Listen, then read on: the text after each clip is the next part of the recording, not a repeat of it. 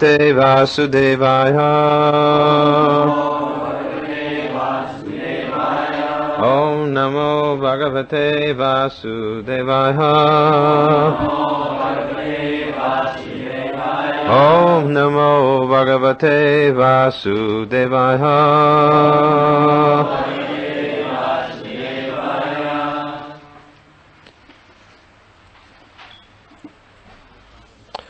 Srimad Bhagavatam, Canto 2, Chapter 7, Text number 30.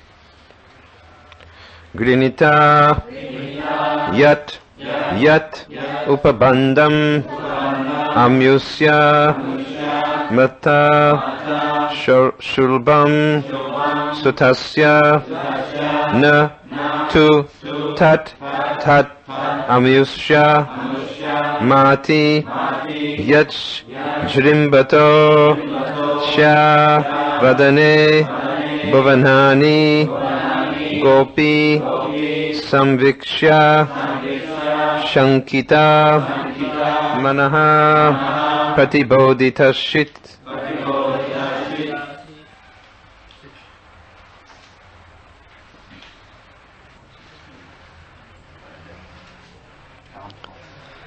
Vinita Yad Upabandham Amusamata.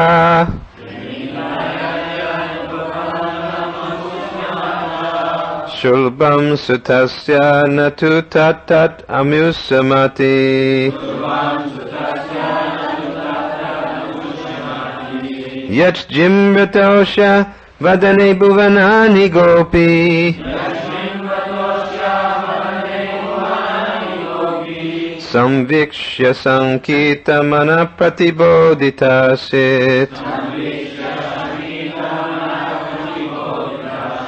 Grinita Yad Upabandham Amusamata.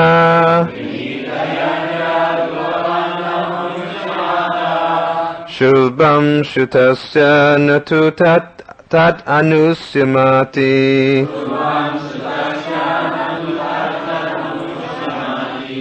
Yat Jimratosha Vadane Bhuvanani Gopi. Samvikshya Sankita Mana Pratibodhitashit.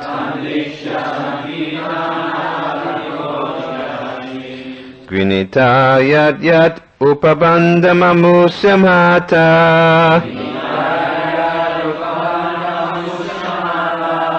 Shulbam Sutasya Na Tutat Amusamati.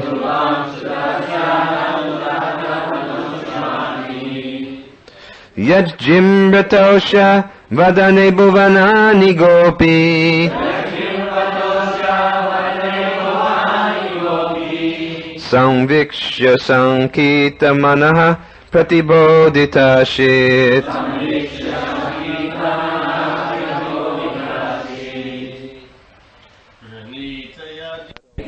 Yat whatsoever. Upabandham ropes for tying. Amyusya his. Mata mother. Shulbam ropes. Sutasya of her son. Na not. To however. Tat by and by. Amyusya his. Mati was sufficient. Yat that which. Drimbata opening the mouth. Asya of him. Vadane in the mouth. Bhuvanani the worlds. Gopi the cowherd woman. Samviksha so seeing it. Shankita Manaha doubtful in mind. Pratibodhita convinced in a different way. Asit, was so done. Translation and purport by His Divine Grace, A.C. Bhaktivedanta Swami Srila Prabhupada. When the cowherd woman, Krishna's foster mother Yasoda, was trying to tie the hands of her son with ropes, she found the rope to be always insufficient in length. And when she finally gave up, Lord Krishna, by and by, opened his mouth, wherein the mother found all the universes situated. Seeing this, she was doubtful in her mind, but she was convinced in a different manner of the mystic nature of her son. Purport. One day Lord Krishna, as the naughty child, disturbed his mother Yasoda, and she began to tie up the child with ropes to punish him. But no matter how much rope she used, she found it always insufficient. Thus she became fatigued, but in the meantime the Lord opened his mouth, and the affectionate mother saw within the mouth of her son all the universes situated together. The mother was astonished, but out of her deep affection for Krishna, she thought that the Almighty Godhead Narayan had kindly looked after her son just to protect him from all the continuous calamities happening to him. Because of her deep affection for Krishna, she could never think that her son, very son, was Narayan, the personality of Godhead himself. That is the action of Yogamaya, the internal potency of the Supreme Lord, which acts to perfect all the pastimes of the Lord with his different types of devotees.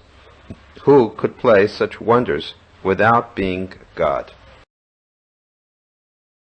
So we offer our respectful obeisances unto the wonderful pastimes of Lord Krishna, the Supreme Personality of Godhead, who is eternally a playful child in the courtyard of Nanda Maharaj and Mother Yasoda. This very fact that the Supreme Lord is a playful child immediately tests the understanding of most religious people, whose only idea of God is some creator, all-powerful Father image, who may be sitting on a throne with a large number of persons waiting to see him, or a wrathful God sending trials and tribulations upon mankind because they make mistakes, and to correct them he has to act in very harsh and heavy ways. This conception, which is presented here, is so much, it flies in the face of persons who have a very stereotyped understanding about God as the supreme, all-powerful being. And it tests their understanding. In fact, it bewilders them, because without the mercy of the Lord and his devotees, it is impossible to understand how God and his potencies work.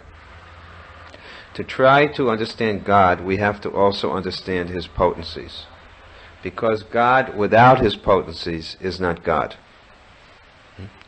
When we speak about even the powerful nature of God, power means the potency of the Lord, Shakti. But power here doesn't only mean strength or force. Powers mean just like a jewel has powers, or the captivating power of a beautiful woman. These are not power in the sense of force. They're potencies or qualities of a person. So God is the supreme, unlimited person, and that means that he has unlimited, multifarious potencies. Parasya Shaktiya Vivadeva Shriyate Sabhaviki Jnana Bala Kriya Cha. These Jnana Bala Kriya, these are some of his principal potencies. Jnana Shakti, Bala Shakti, and Kriya Shakti. The Jnana Shakti means the knowledge potency of the Lord. Bala Shakti means the will of the Lord.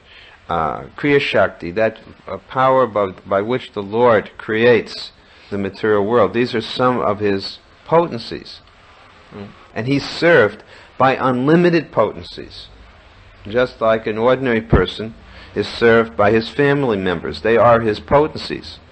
Or he's served by the different parts of his body, which are also a type of potency. Or we have qualities.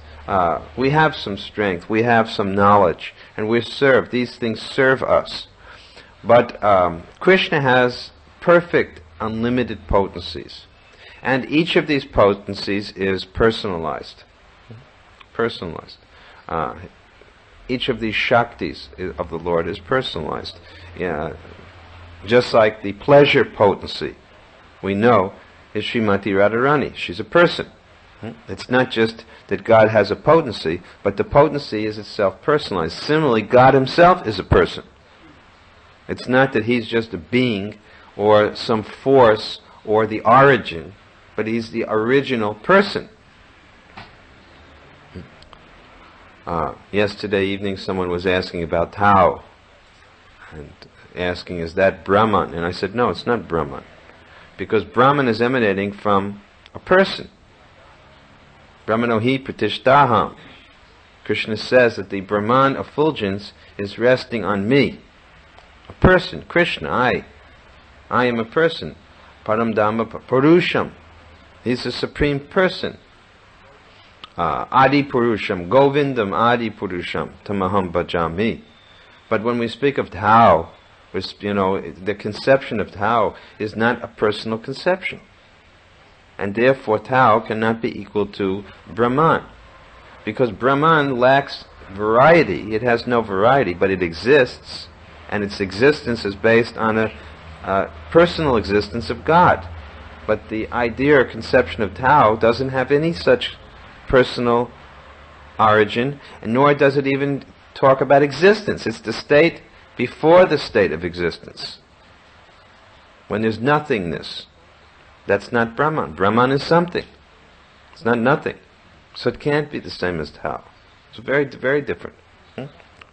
Krishna is the supreme, Param Brahman. So how can it be the same as nothingness? So, this view that we're getting here tells us very clearly God is a person. But to understand the nature of Krishna's pastimes is not easy. Although it may seem that these are very innocent pastimes, and in fact, we see the children, for example, become enthralled when they hear Krishna's book stories. But to really place our faith in Krishna and in these pastimes isn't an easy thing for those who are grown up. Because it's much easier to conceive of God as some powerful force, just like we see amongst Aboriginal races. They conceive of, God in the form of thunder, or lightning, or the sky, or some big mountain, and they worship these. Because it's easy to understand something which is awesome, and, like the sky, which is immeasurable, can be a manifestation of God. But a small child who can be bound with rope, how can that be God? How can that be unlimited? As soon as someone hears that, they say you're limiting God by applying the conception of form. And not only that, but you're giving him a baby form, which is even a further limitation, because babies or small children can't really talk properly. They can't do practically anything. Little do they know the power of this child. Just like Putana, she also didn't reckon with the power of this child. She thought, here's a baby. And since my job is to kill all babies, just in case one of them happens to be the 8th son of Devaki, I'll put some poison on my breast and I'll poison this baby. And then what did she find? That baby began to suck on her breast and sucked out her very life. And she was crying, child, leave me, leave me. What is this child? Similarly, Trinavarta picked up this so-called little baby, innocent little baby, and suddenly that baby felt heavier than a mountain. And Trinavarta came crashing down onto the ground. So Krishna is not an ordinary little child. And Krishna is God at every stage of his pastimes. It's not as if Krishna became God at the age of 10. You know, he got awarded with the title of God. Krishna has always been God, and he will always be God under all circumstances. No matter what he does, he is the supreme. So, similarly, the associates of the Lord are also not ordinary persons. Those who are impersonalists, Mayavadis, they cannot appreciate the nature of a devotee. They think that, for example, a sage meditating in the Himalayas is certainly much greater and more powerful than someone like this Mother Yasoda, this cowherd woman, not even a queen in terms of a city queen, not even a Kshatriya queen, right?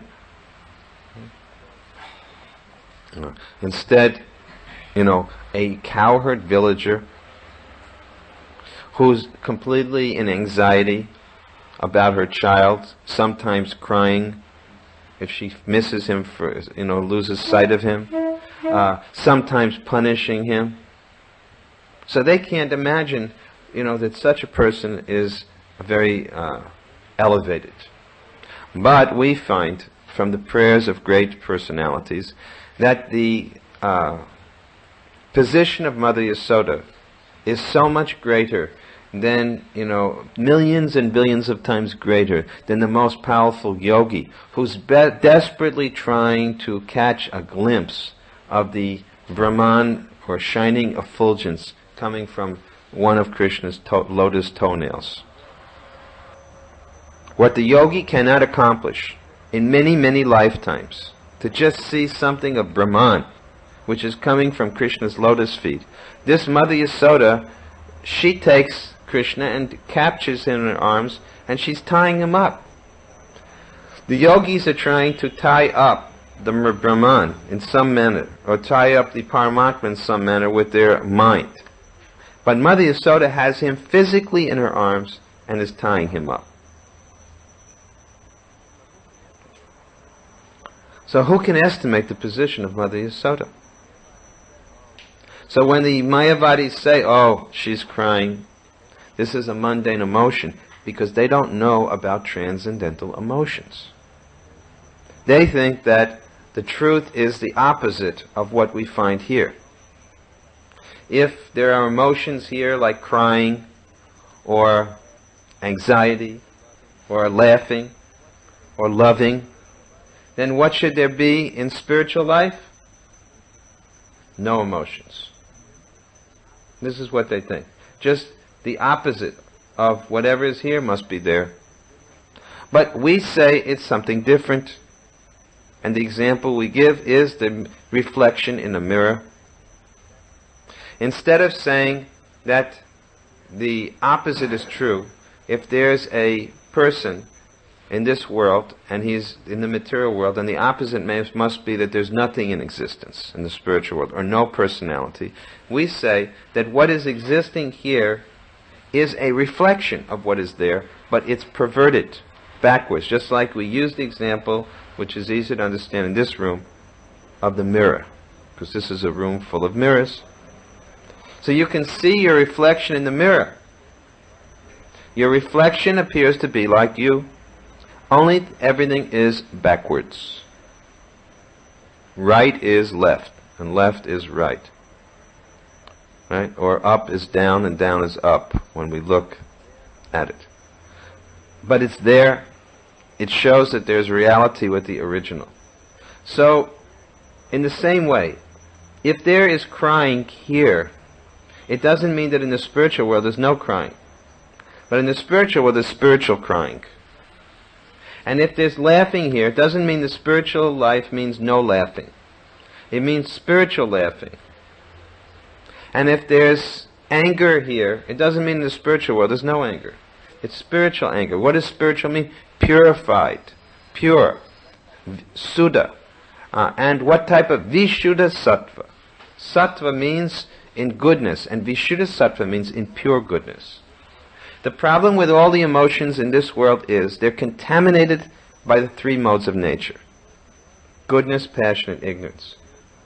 But in the spiritual world, there is no presence of these three modes: goodness, passion, and ignorance. There is only pure goodness.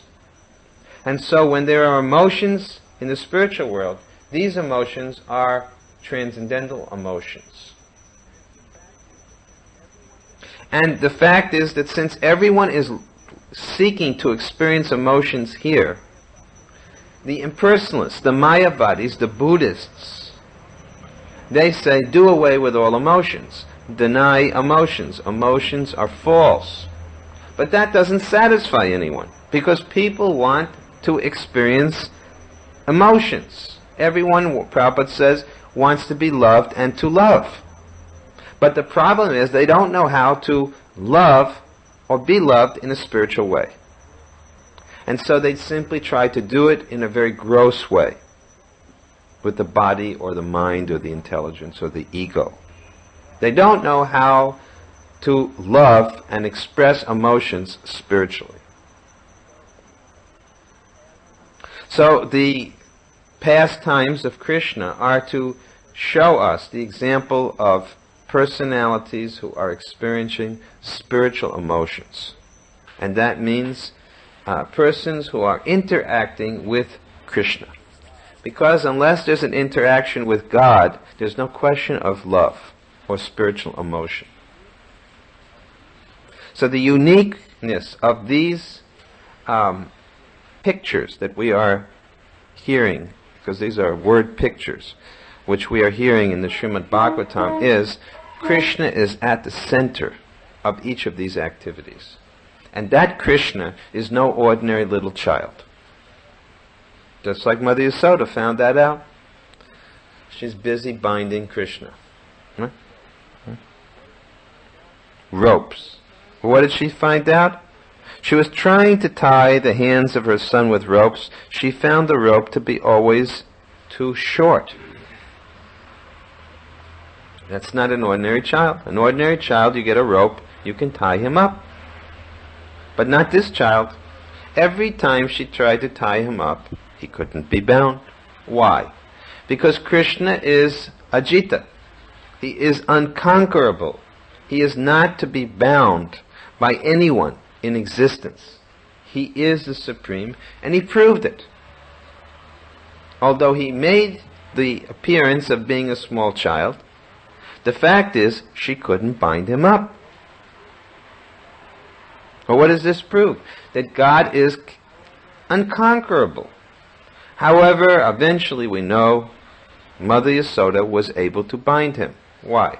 Because although he cannot be bound, even by his devotees, he can be bound by their love and devotion.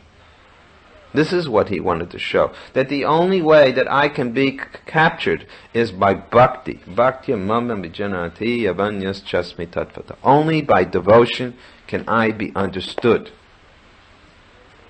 And this is the greatest opulence of God. The greatest opulence is that he willingly places himself under the control of his pure devotees. Therefore, a pure devotee's position is so far beyond anyone else's. A jnani, a perfect jnani, may have some estimation of the powers of God. A great yogi may have some vision of God, but never ever will God place himself in their hands to be controlled, as Mother Yasoda could control Krishna, as Krishna would be shaking with anxiety and fear before the whipping stick of Mother Yasoda, and tears were cascading down his face. That vision can never be seen by a yogi. Krishna will never reveal that feature to a yogi. This intimate picture that we are getting from the Srimad Bhagavatam is meant for devotees. Therefore, the Bhagavatam is Amala Puranam. It's not meant for yogis, it's not meant for karmis, it's not meant for gyanis, it's meant for the devotees. Which is why persons like the Mayavadis don't touch the Bhagavatam. They can't. Because they cannot penetrate. It flusters them, bewilders them. They keep far away from it and stay in the realm of Brahman, or in the Upanishadic realms, where everything can be interpreted. But how do you interpret this text? How can an impersonalist interpret this particular text in an impersonal way? It's not possible. Therefore, they keep away from the Bhagavatam. And they have to keep practically away from Prabhupada's books. Because Prabhupada has sprinkled every page of his books with the word Krishna. And this way, it's like a minefield. You try to walk through the pages of Prabhupada's books, and every moment you're getting blown up if you're a Mayavadi by the word Krishna. We were in Guangzhou many years ago, 1982 or 83, we were there. And 2 Indian members were there from Hong Kong.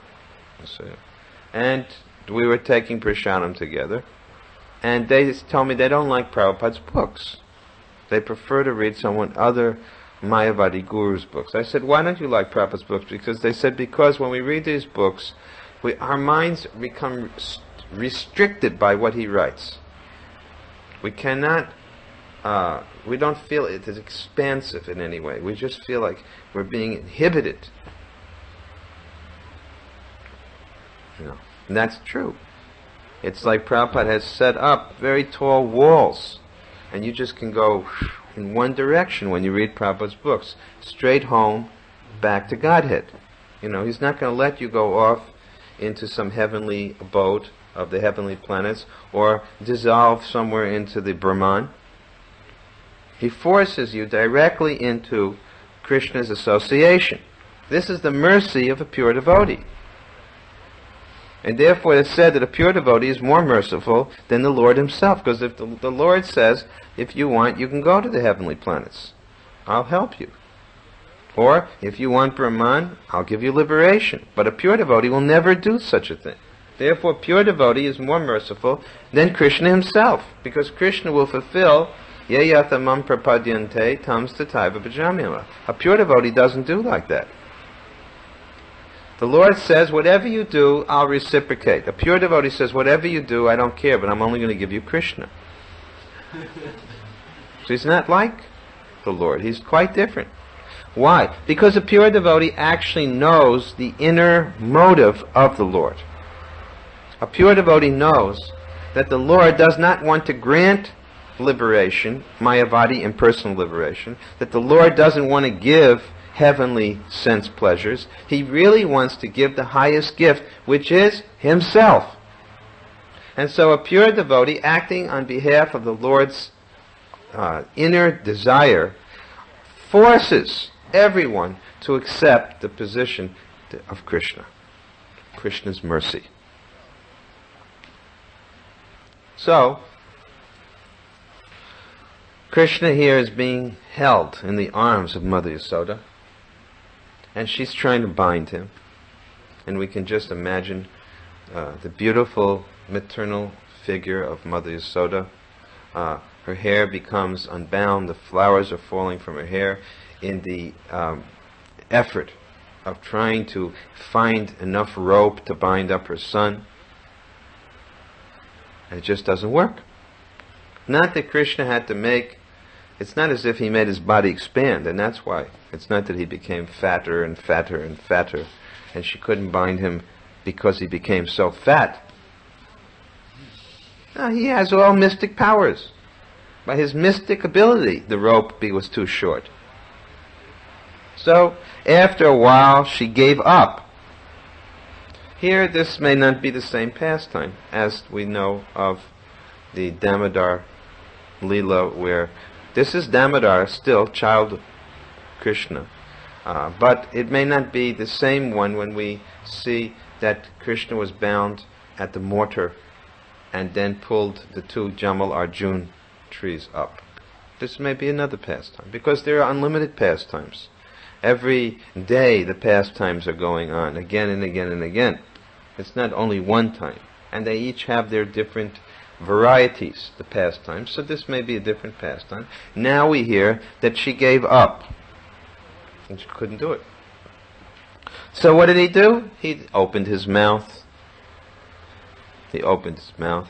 And when she looked in, what did she see? She didn't just see some little teeth. Normally, when you look in a baby's mouth, you see some small teeth. But what did she see? All the universes.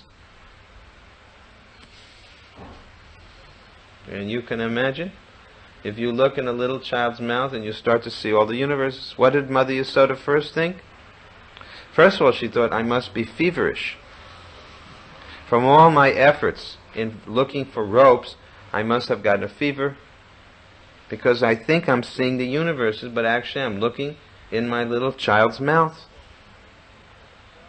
She not only saw the universes, she saw herself also looking in her child's mouth. So she became so bewildered. She couldn't understand. She became dizzy. She just could not understand. Now we have heard this Leela, you remember, from Krishna book, where Krishna's friends told Mother Yasoda that Krishna has been eating dirt. Again, if Krishna is God, what business does God have eating dirt? God should be sitting on a throne. God should be doing something important like creating a universe and, looking over mankind. But here, God is playing with dirt, eating the dirt, rolling in the ground, wrestling with his friends, crying because his mother is holding a stick. What kind of God is this? This really challenges the faith of a person. You see, it requires some special training. When we first came to Krishna consciousness, we could not imagine such things. That's why these pastimes are not going to be elaborately explained until the 10th canto. It's going to take Sukadeva Goswami 9 cantos to prepare, not Maharaj Parikshit, he doesn't have a problem, but the other people who were sitting along, behind Maharaj Parikshit, they had a problem. All of these other persons. There were many kinds of people sitting in that arena there. It's not just only Maharaj Parikshit. There were Gyanis and Yogis and so many others. And, compared to us today, they're a lot more qualified than we are. This literature is meant for the whole duration of Kali Yuga, so whatever was being spoken was not just being spoken for that immediate audience, but for the next, thousands and thousands of years. So Sukadeva Goswami has to prepare his audience properly. Similarly, when we preach Krishna consciousness, we have to prepare our audience properly. You can't expect to speak the intimate glories of the Lord to persons who are not qualified. Therefore, you have to become very well versed in the basic arguments of Krishna consciousness, which are especially in Bhagavad Gita. Bhagavad Gita is the basic preaching book. Because until someone can understand they're not their body, you can't even go on to higher teachings. And higher teachings mean even, Karma Yoga, Jnana Yoga, Astanga Yoga, what to speak of Bhakti Yoga. Krishna starts with Arjuna on the very beginning. He bewilders Arjuna so that Arjuna is brought down to the level of, average, average Hong Kong, Bhakta. Hong Kong Bhakta Hong, from Hong Kong, who thinks I'm my body, I'm a Hong Kongese, Chinese, and I'm in a lot of anxiety. 1997 is coming. But Krishna puts Arjuna in that type of mood. I am my body. Where are my relatives? They're all migrating. And I'm going to be left here alone, and I'm losing my job. All the factories are moving to mainland. I'm unemployed. How am I going to eat? So many bodily considerations which people have. Arjuna is put in that position so that Krishna can begin the basic instruction: you're not your body. Because as long as you just believe in your body and all the emotions which are the result of bodily considerations, you can't experience what is being described here in this verse. The pastimes of Krishna and his eternally liberated associates are transcendental. And these emotions cannot be appreciated as long as you have bodily consciousness or bodily conception. Not bodily consciousness, but bodily conceptions of life. As long as you maintain these conceptions, I am my body, and this material world is the only reality, you can't understand and appreciate Krishna Leela. So Bhagavad Gita must be mastered, first of all. It is the introductory, book for spiritual life. Then gradually proceeding. First canto, second canto, third canto, fourth canto, Srimad Bhagavatam. Until we come finally to 10th canto. Then Srila Sukadeva Goswami will elaborately talk about Krishna's pastimes. And we'll be prepared to understand. For now, we're getting only a taste. And, as it is mentioned here, Mother Yasoda, looking in the mouth of child Krishna, saw the universes. That means, first she accepted, this is my child. Then, Prabhupada explained, she thought that somehow or other, she was astonished. Out of her affection for Krishna, she thought that God was kindly looking upon her son. Somehow she could understand, this is reminding me of God. Maybe she thought, because I worship Lord Narayan, deity, in my home, Krishna is being protected. And somehow, no matter all the problems that come, different demons are attacking Vrindavan, my son is protected because of my worship of Narayan. Or because my husband is very religious. Somehow she attributes whatever fortune there is to these things. Never does she think, Prabhupada says, she could never think that her very son was Narayan, the personality of Godhead himself. Never. She looked inside, she thought, I'm looking in my son's mouth. And she saw the universes, she never thought. The universes are all coming from this boy. This is God. As it is mentioned here, he has unlimited achintya shakti, inconceivable potency. That although all the universes are coming from within Krishna, Krishna maintains the appearance of being a small child. This is called achintya shakti, inconceivable potency. Inconceivable. And Jiva Goswami, Srila Jiva Goswami says, this is one of the proofs of God, that he has inconceivable potency. If someone is conceivable, he can't be God. So if someone says, I can't understand this, I can't imagine it, you say, yes, that's because Krishna's God. It will bewilder you to try to understand it all. The greatest of all intelligent persons is Lord Brahma, with his 4 heads. No one can ever be as intelligent as Brahma. And Brahma admitted that he was bewildered when it came to understanding Krishna. Brahma vimohana lila. The lila in which Brahma is bewildered. Why is that lila there? To tell all of us that you better realize that this Krishna can only be understood by his mercy. By the mercy of Krishna, Krishna can be understood and not otherwise. And so we pray to Krishna for his mercy. And that is what we're doing. We're praying, "Oh Krishna, be merciful. Please help me to understand you. Please let me serve you," because by serving Krishna, this is the way to understand Krishna. Krishna becomes inclined to reveal himself to those who serve him without any conditions.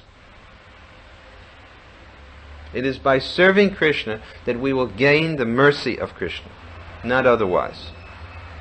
And to show us how to do so, Krishna has come personally in the form of his devotee, Chaitanya Mahaprabhu, and Balaram has come as his devotee, Nityananda Prabhu, to show us how to do service to Krishna.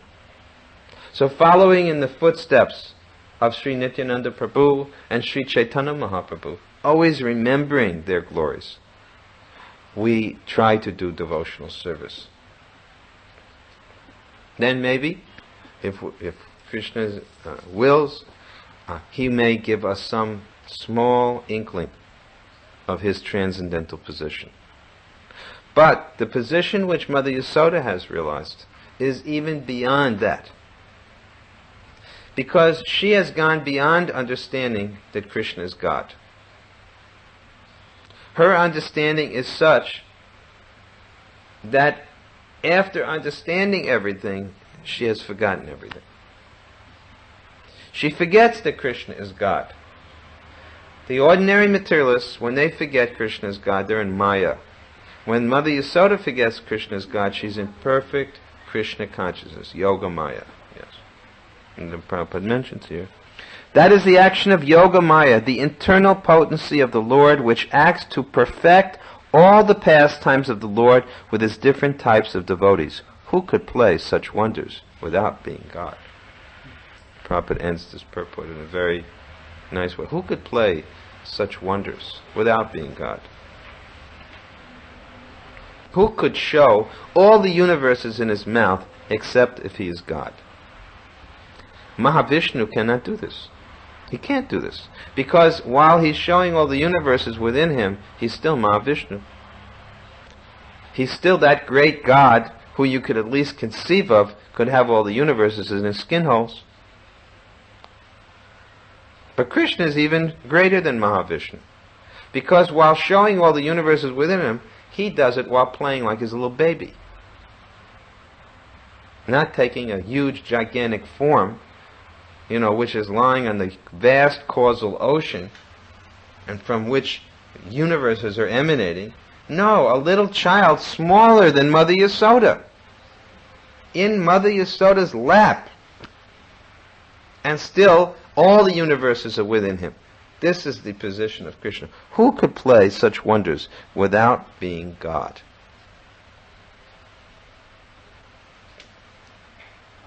And this is only possible with the help of Yoga Maya, the potency of God. So the devotees always offer their respects to Yoga Maya Devi. They always do so. They offer all respects and pray to her that as you are making it possible for Krishna's pastimes with his eternal associates, you please make it possible for me to appreciate these pastimes. We pray to her when entering Vrindavan, when entering the Dham. Please, give me Premanjana Charita Bhakti Velochanena. Smear my eyes with the salve of love. Of course, it's not going to happen just by that prayer. It's going to take a lot of hard work. But unless one has this salve of love, this prema, and what type of prema? The type that, allows us to see Krishna, that's called Braja Prem, which is a very special type of love. The love of the Vrindavan residents, the eternal associates of Krishna. Unless you have that, you can't appreciate. Oh, we may appreciate, but only a little bit. We will never be able to fathom the depth of the emotions of the residents of Vrindavan unless we become the objects of affection of these eternal associates. So, there's a very nice verse today. Krishna showing his unlimited qualities, and at the same time, Mother Yasoda not being able to understand it at all.